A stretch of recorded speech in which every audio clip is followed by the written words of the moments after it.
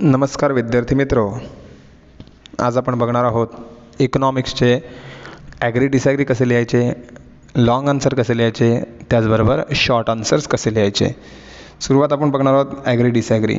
बघा, क्वेश्चन असा येईल की all wants can be satisfy at the time, म्हणजे एका वेळेला एकच सॅटिस्फॅक्शन वॉन्ट होऊ शकते. मग उत्तर असणार ॲग्री ऑर डिसॲग्री. मग तुमचं पहिल्याच उत्तर आहे no, I do not agree with this statement, म्हणजे तुम्ही या विधानाशी सहमत नाही आहेत. त्याचा फॉल्ट काय आहे?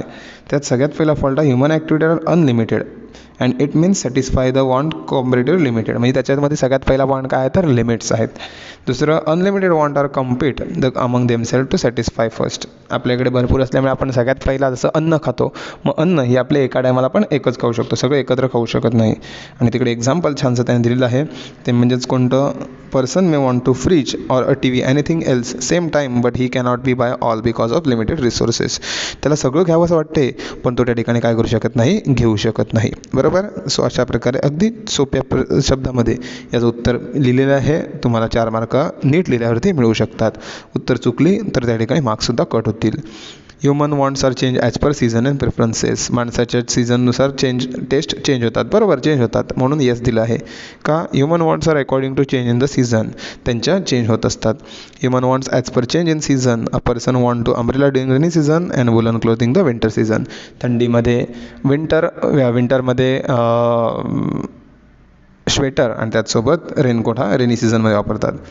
प्रत्येकाची टेस्ट हॅबिट्स हे वेगवेगळे. Individual taste habits preferences determine his or her wants. And office going person will want formal cloth wear as college student want to more pleasure cloth. Wants change as per changes and season. बघा, लहान मुलाला वेगळे कपडे, मोठ्या व्यक्तीला वेगळे कपडे. तिसरा या ठिकाणी तुम्हाला दिलेलं आहे value in use and value in exchange are the same. मी तुम्हाला डायमंड आणि गोल्डचं जे एक्झाम्पल दिलं हे याचा आन्सर असणार आहे. सो इकडे यांनी सेम दिलं आहे, पण ॲक्च्युअल सेम नाही आहे. तर इकडे काय आहे, I do not agree with this statement. मी तुम्हाला गोल्ड आणि वॉटरचं जे एक्झाम्पल दिलं होतं हे याचं आन्सर असणार आहे. कशा प्रकारे ते बघूया.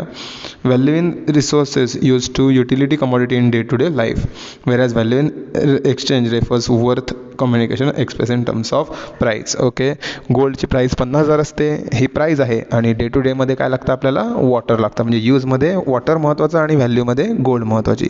Commodity like water are highly essential for human life, thus commodity have value in use. त्याला काय असते, व्हॅल्यू इन यूज असते. But this commodity large scale then it is called as value in exchange. म्हणजे आपण ज्याला सांगू शकतो गोल्डची value 50,000 रुपये आहे. त्यामुळे पॉईंट नंबर 2 त्यांनी तिकडे इंग्लिशमधून लिहिलेलं आहे. Number 3, commodity like gold diamonds are not essential for life, thus this commodity have less value in use, but this commodity has available small scale to scarce, they have high value in the exchange, therefore value in use and value in exchange are two different concept.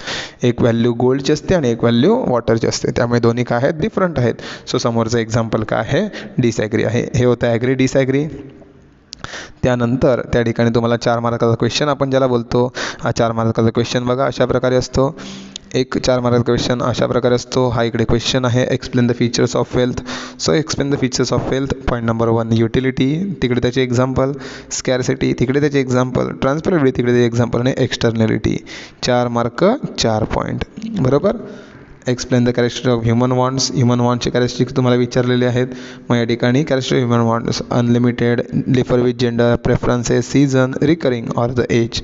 4 mark पुन्हा तुम्ही 4 points काढू शकतात. Okay, याची सगळी उत्तरं ही तुम्हाला बुकमध्ये दिलेली आहेत. तुम्ही व्हिडिओ पॉज करून सुद्धा याची उत्तरं तयार करू शकतात किंवा लक्षात घेऊ शकतात. बघा, सोपा पार्ट आहे, छोटंसं एक्झाम्पल, छोटासा पेपर आहे. सो त्या दृष्टीने तुम्ही अभ्यास करा, मात्र व्हिडिओ जरूर त्या ठिकाणी बघायला लागा.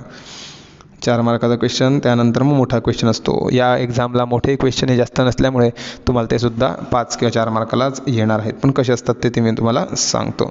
Okay, explain the basic concept of macro economics. Macro इकॉनॉमिक्सच्या बेसिक कन्सेप्ट एक्सप्लेन करा असं त्यांनी सांगितलं आहे. मग पहिला कोणता आहे, नॅशनल इन्कम. पण त्याच्या अगोदर त्यांनी डेफिनेशन दिलेली आहे, ती न विसरता लिहायची. अकॉर्डिंग टू केनेथ बोल्डिंग ही डेफिनेशन आहे. जमली तर तुम्ही लिहा पेपरला, नाही लिहिली तरी हरकत नाही, कारण की स्मॉल क्वेश्चन आहे, स्मॉल मार्क मार्क आहेत. सो मार्किंग ही त्या ठिकाणी असणार आहे.